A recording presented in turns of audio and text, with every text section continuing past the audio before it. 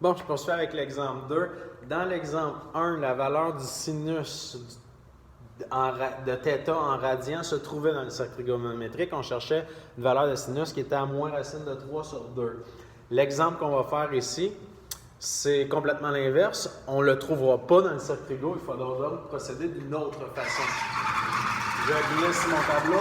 Donc, voici la question de départ. Ma fonction f de x égale moins 7 sin de 3 sur 11x plus pi sur 13 moins 15. Évidemment, je veux faire le graphique et je cherche les valeurs pour lesquelles f de x est égal à moins 10. Donc, ma fonction qui est ici, d'abord, je vais sortir le 3 onzième pour être capable d'identifier mon ABHK. Donc, 3 onzième. Évidemment, si je fais ici, si je sors mon troisième, je dois prendre pi sur 13 et le diviser par 3 sur 11 pour être capable de trouver la valeur qui va là.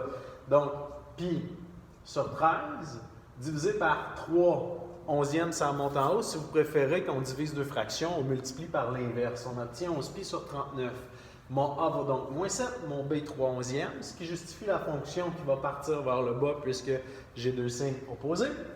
Mon H moins 11 sur 39 et mon K moins 15. Ma période étant 2 pi sur B, 2 pi divisé par 3 sur 11, 22 pi sur 3. Et ça m'amène au tracé du graphique. Bon, lorsque je trace le graphique, premier point important, le HK, moins 11 pi sur 39, moins 15. Deuxième point important, la fin du mouvement, qui se trouve une période plus loin. Donc, j'ai ajouté ma période, 22 pi sur 3. J'ai mis le dénominateur commun étant 39, j'ai fait fois 13 fois 13. J'ai donc 286 pi sur 39 et lorsque je mets ça ensemble, j'obtiens 275 pi sur 39 qui est la fin de mon mouvement, qui est le point intéressant ici. Maintenant, le milieu, qui est à 132 pi sur 39, on va effacer ça, je suis rendu trop loin dans la démarche. Et même chose pour les deux autres, ça me donnait 60 pi sur 139, j'ai fait x2, numérateur, dénominateur, pour être capable d'écrire 121 pi sur 78. Même chose ici pour le 407 pi sur 78. Évidemment, je cherche les valeurs qui sont égales à moins 10, je trace le moins 10 et je vois qu'il y a deux endroits qui croisent dans le graphique. Là, j'ai fait ça en accéléré. Je pense qu'on a trouvé comment tracer les fonctions sinus, une partie importante. Dès qu'on est capable de faire ça, on commence à résoudre. Et ça m'amène sur mon deuxième tableau avec Mickey qui fait toujours de l'escalade sur le tableau. Moins 10 égale moins 7, sin de blablabla.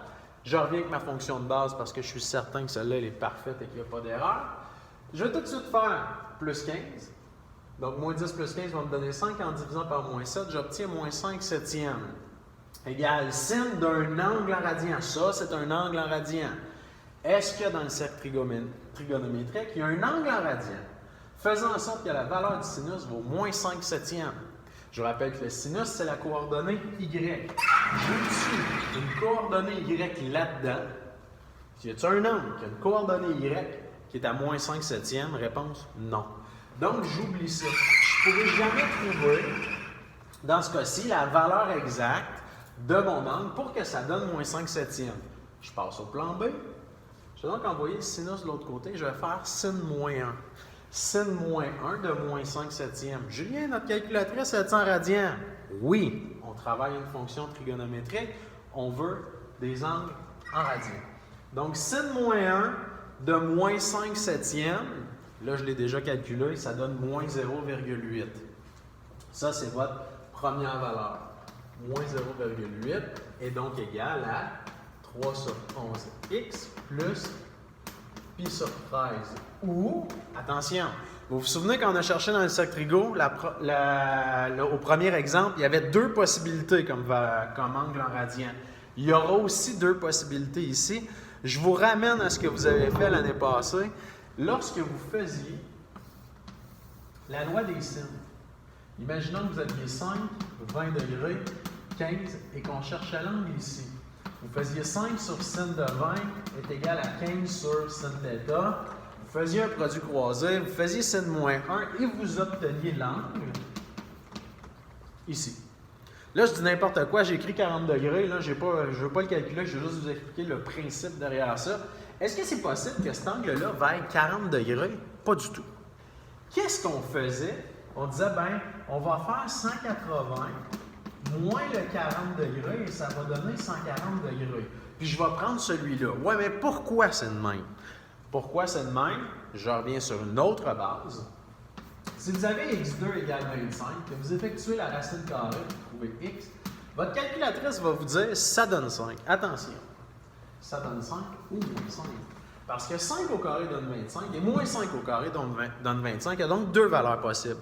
Votre calculatrice est programmée pour vous en donner qu'une seule. C'est toujours la valeur positive. C'est à vous de savoir qu'il y a la valeur négative avec ça. C'est la même chose lorsque vous faites sin moins 1.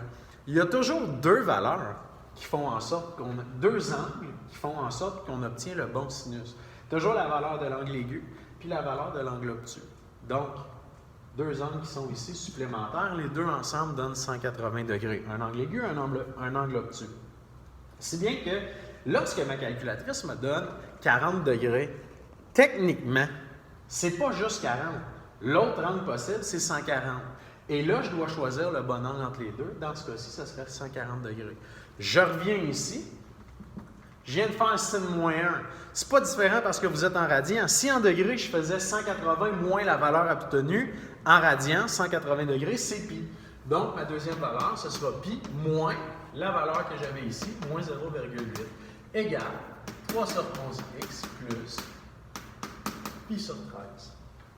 Et là, dans ces deux situations-là, ben, je vais aller isoler x et valider sur mon graphique que tout ça fonctionne. Donc, c'est ce qu'on va faire. Ici, on va faire moins 0,8. Je vais soustraire pi sur 13, moins pi sur 13, et on va diviser par 3 onzièmes. Ça va me donner une valeur de x qui se situe à moins 3,82. De l'autre côté, même chose. Pi, moins, donc plus 0,8. J'enlève tout de suite pi sur 13. Et mon résultat, je le divise par 3 onzièmes. J'obtiens 13,56. Donc, les deux valeurs, moins 3,82, 13,56. Je vais aller valider ça dans mon graphique. Moins 3,82 et 13,56. Comment savoir laquelle est laquelle? Bien, je regarde ici, j'ai deux points de croisement. La meilleure idée, ce serait d'aller calculer, tout juste ici, avant le point de croisement, j'avais 132 pi sur 39. C'est combien ça, 132 pi sur 39? C'est 10,60. Donc ça ici, ça correspond à 10,63. Je vais aller regarder tout juste après le deuxième. 275 pi sur 39. Ça me donne 22,15.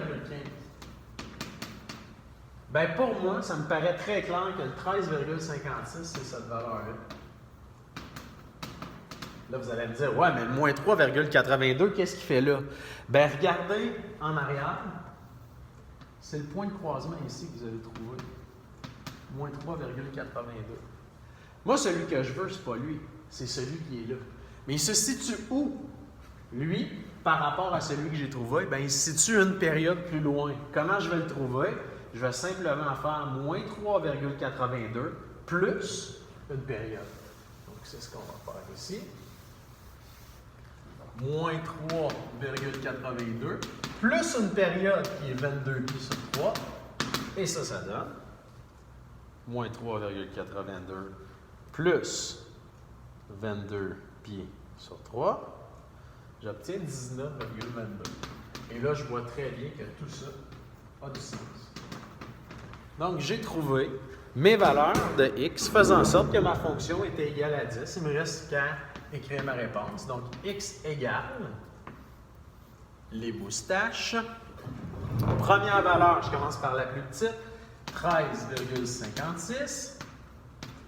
Et, attention, l'autre sera 19,22.